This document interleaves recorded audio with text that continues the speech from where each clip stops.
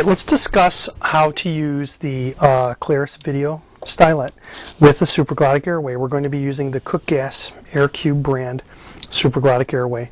I'm going to begin by lubricating the tracheal tube with the supraglottic airway appropriately, and lubricating the stylet, of course, with the tracheal tube. I'm going to want to remove all the air from the tracheal tube before I attempt this procedure.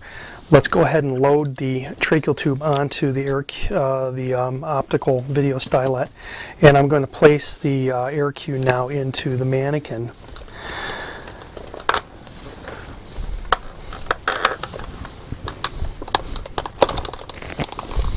For argument's sake, I'm going to help the laryngeal airway into the mannequin in an appropriate manner, remove its inflation tag, and appropriately inflate the supraglottic airway in the mannequin.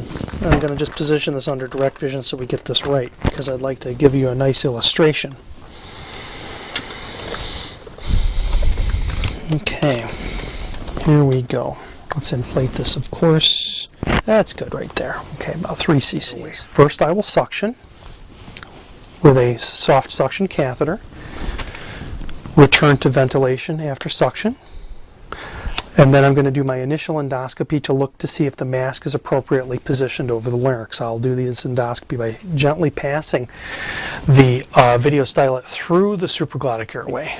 And as I get to the bottom of the supraglottic airway, the bottom of the ramp here, I'm going to begin to rotate the video stylet in the sagittal plane, cephalad in the sagittal plane. We can see the larynx there, very well cradled by this supraglottic airway. The maneuver to get up over that posterior commissure, the maneuver is easy if you bend the stylet more sharply to at least a 40-degree curved angle. The stylet's not bent at that angle at this current time. I'm going to keep it in the configuration that it is supplied from the manufacturer. So the maneuver I'm going to do now is to lift the mask up towards the patient's anterior tracheal wall. I'm going to rotate the stylet again in the sagittal plane to go over the top of the posterior commissure, and now I'm looking at the interior of the thyroid cartilage, the first, second, and third tracheal rings. So let's do this again with a tracheal tube now. I'm going to go back to ventilation between endoscopies to maintain patient safety, patient oxygenation, ventilation. I'm going to load the tracheal tube onto the video stylet, and now I'm going to proceed again through this Cook Gas AirCube size 3.5 with a 7.5 tracheal tube. I'm going to begin entry.